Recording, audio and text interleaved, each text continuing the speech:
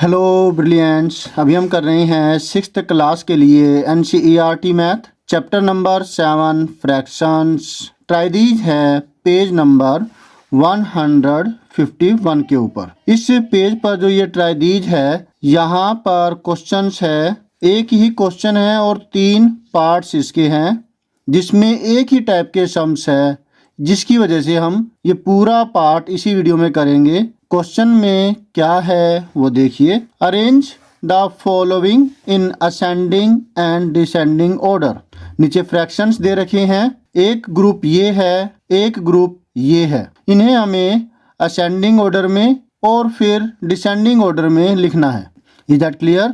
Ascending order मतलब छोटे से बड़े की तरफ, सबसे पहले सबसे छोटा जो फ्रैक्शन होगा वो, फिर उससे बिगर नंबर मतलब फ्रैक्शन, फिर उससे बिगर फ्रैक्शन और फिर से बिगर फ्रैक्शन, लास्ट में उसके सबसे जो लार्जेस्ट फ्रैक्शन है वो आएगा। और डिसेंडिंग में इसका उल्टा होता है, सबसे पहले लार्जेस्ट फ्रैक्शन है, बिगेस्ट कह लीजिए, है ना, उसके बाद उससे छोटा, फिर उससे छोटी वैल्यू, फिर उससे छोटी वैल्यू और उससे छोटी वैल्यू, और लास्ट में सबसे छोटी वैल्यू होती है। हमें इनको इस प्रकार से करना है। देख करके आपको घबराहट हो रही है शायद से डेनोमिनेटर में, हाँ इतने सारे, मतलब इनका एलसीएम तो बहुत बड़ा होगा, कैसे होगा ये? तो ऐसा कुछ करने की ज़रूरत नहीं है, कुछ महसूस मत कीजिए ऐसा, क्योंकि डेनोमिनेटर में चाहे कुछ भी हो, अगर न्यूमरेटर में सेम नंबर है जैसे कि यहाँ पे दे रखा है, तो आप क्या करोगे? सिंपल आपको डेनोमिनेटर को देखना है, कोई एलसीएम निकालने की ज़रूरत नहीं है।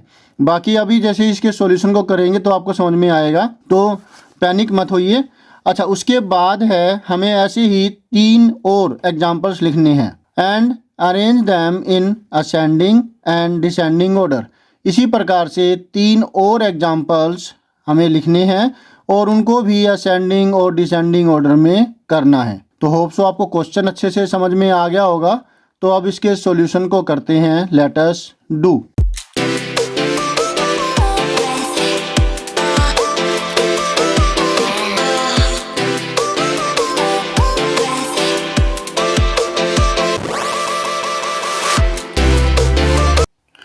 अब इसके फ्रैक्शन को हमें असेंडिंग, जो ये सारे फ्रैक्शंस हैं इनको असेंडिंग ऑर्डर में लिखना है। तो स्टेटमेंट तो आप आलस मत कीजिए, स्टेटमेंट तो लिख दीजिए इन असेंडिंग ऑर्डर। बच्चे क्या करते हैं, वो इसमें आलस कर जाते हैं और ये स्टेटमेंट नहीं लिखते। बेटा ऐसा मत कीजिए, जितनी ज़्यादा क्लैरिटी होगी आपके सॉल्यूशन में, टीचर आपसे उतने ही खुश होंगे, और टीचर खुश होंगे तो वो आपको मार्क्स भी खुशी खुशी दे देंगे। तो इसलिए आलस मत कीजिए, आप तो ब्रिलियंट है, इंटेलिजेंट है, और आलस किस काम का? नहीं, आलस नहीं कीजिए। अगर आप आलस नहीं करेंगे तो ही तो आप ज़्यादा काम करेंगे, और जितना ज़्यादा काम करेंगे उतने ही आप ज़्यादा इंटेलिजेंट होंगे। तो एक तो टेप्पा भी नहीं मारना, पहले यहाँ पर समझ लीजिए और फिर इसी सॉल्यूशन को खुद करने की कोशिश कीजिए और फिर फेयर नोटबुक में कर दीजिए, ठीक है?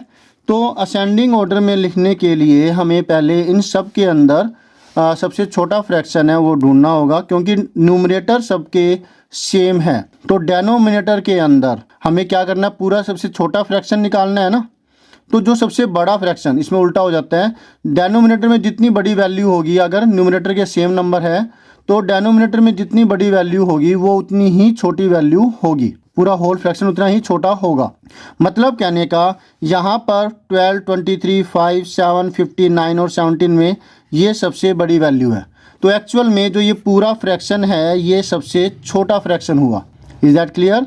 तो असेंडिंग ऑर्डर में सबसे पहले सबसे छोटा फ्रैक्शन लिखते हैं, तो वो यहाँ पर है 1/50। उसके बाद आप देखें कि बचे हुए फ्रैक्शंस के अंदर कौन सा जो फ्रैक्शन है वो सबसे डेनोमिनेटर में जो है ना, डेनोमिनेटर है जो सबसे बड़ा है, वो है यहाँ पर 23। तो हमने 23 को ओके कर दिया, 1/23 हम यहाँ लिख देते हैं। इसके बाद बचे हुए के अंदर सबसे बड़ा फ्रैक्शन, सबसे छोटा फ्रैक्शन निकालना है जिसमें डेनोमिनेटर सबसे बड़ी वैल्यू हो। तो वो है ये बचा, ये बचा, ये बचा, ये बचा और ये बचा। तो ये है वो फ्रैक्शन जिसका डेनोमिनेटर सबसे बड़ा है। तो 1/17 कर दिया।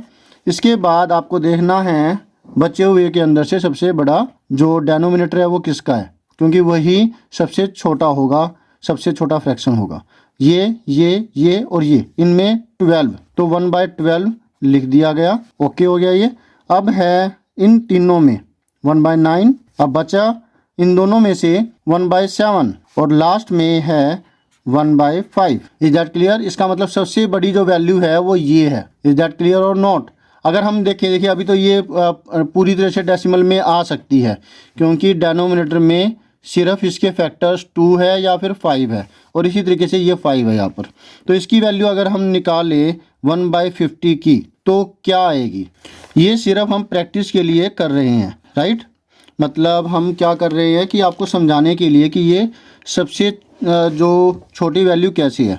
इसको ऊपर नीचे मैं 2 से मल्टीप्लाई करूं तो ये बन गया 2/100। तो इससे आई वैल्यू, डेसिमल से 2 डिजिट जंप करेगा, 1 2 यहाँ पर आ गया 0.02।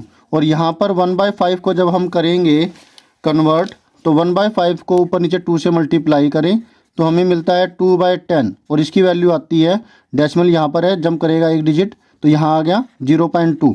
अब ये देखिए 1/50 जिसकी वैल्यू 0.02 आई, और 1/5 जिसकी वैल्यू 0.2 आई, मतलब इसको हम 0.20 भी लिख सकते हैं, और ये 0.02 है। तो बिगर वैल्यू कौन सी है? ये है। इसी प्रकार से जो ये आप डेसिमल्स में निकालें तो यही चीज़ आएगी।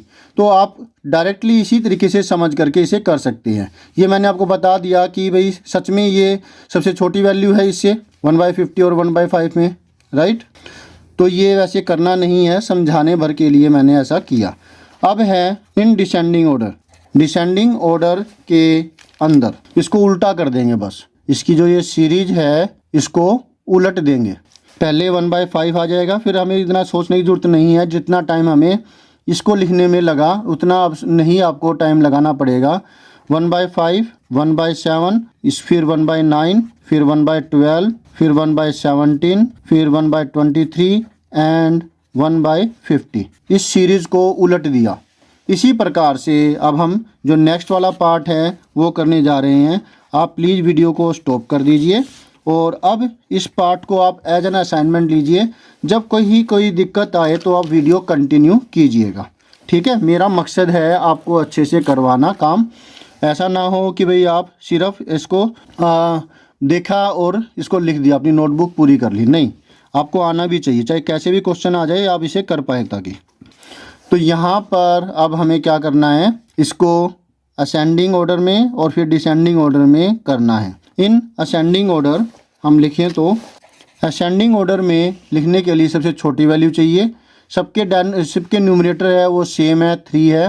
तो डेनोमिनेटर में जो सबसे बड़ी वैल्यू होगी वही सबसे छोटी वैल्यू होगी।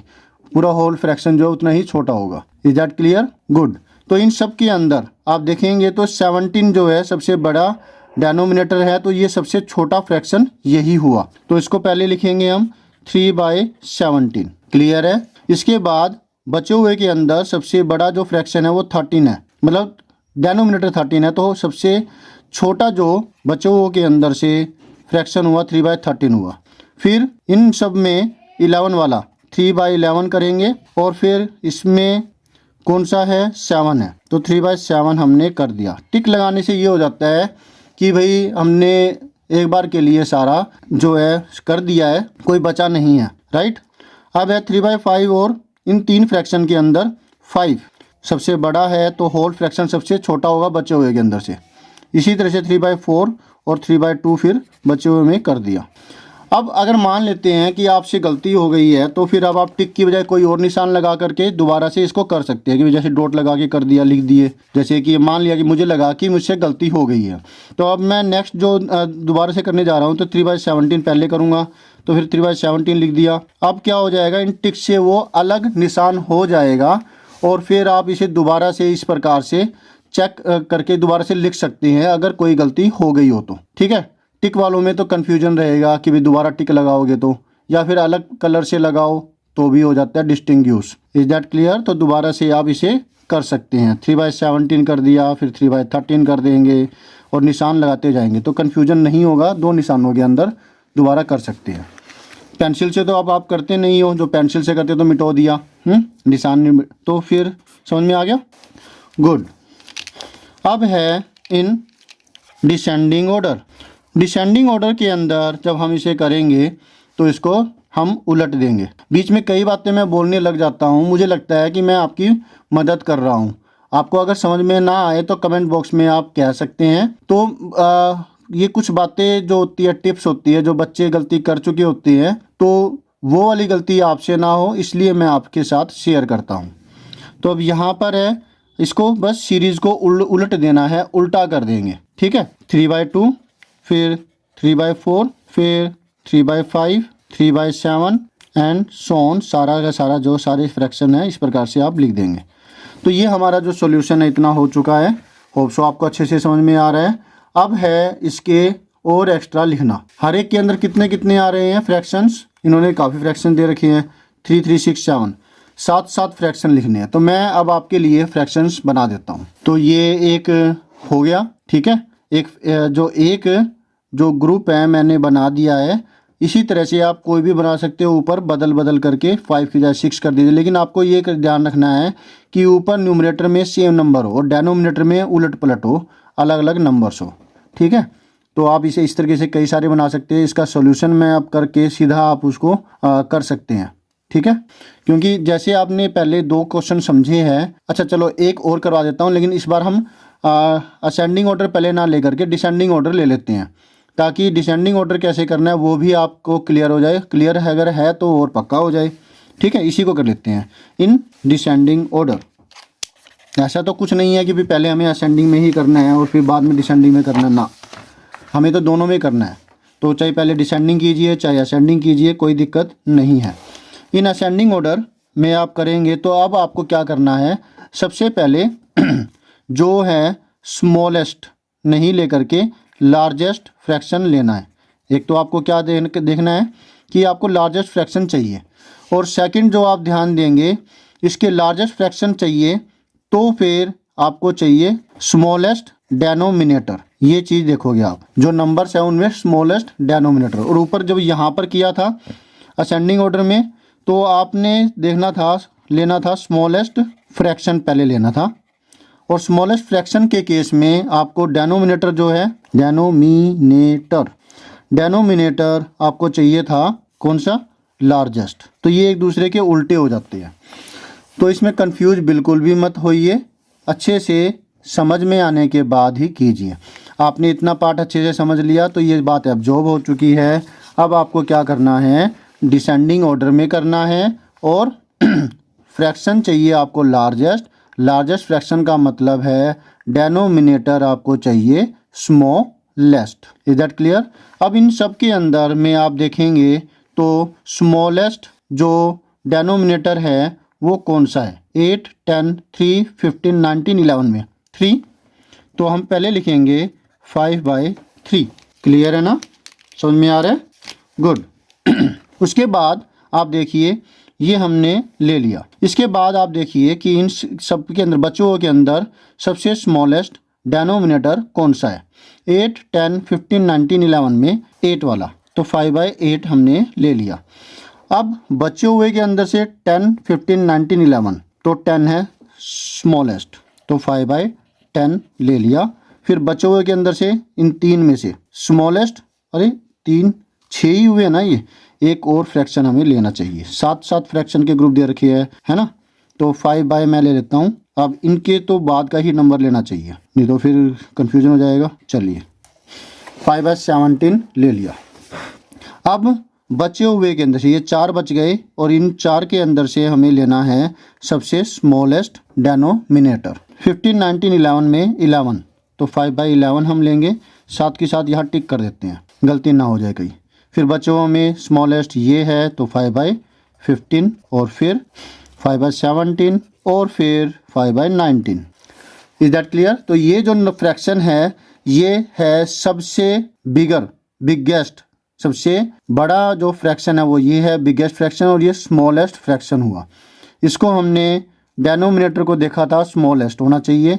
तो इसका मतलब क्या हुआ, जैसे जैसे हम इसको डेनोमिनेटर के हिसाब से असेंडिंग ऑर्डर में करेंगे, वैसे वैसे वो जो फ्रैक्शन है होल वो किस ऑर्डर में आ जाएगा, डिसेंडिंग ऑर्डर में आएगा। उलट जाता है ये केस इसमें, जब न्यूमरेटर सेम होते हैं। तो इन डिसेंडिंग ऑर्डर हो गया। अब है इन असेंडिंग ऑर्डर।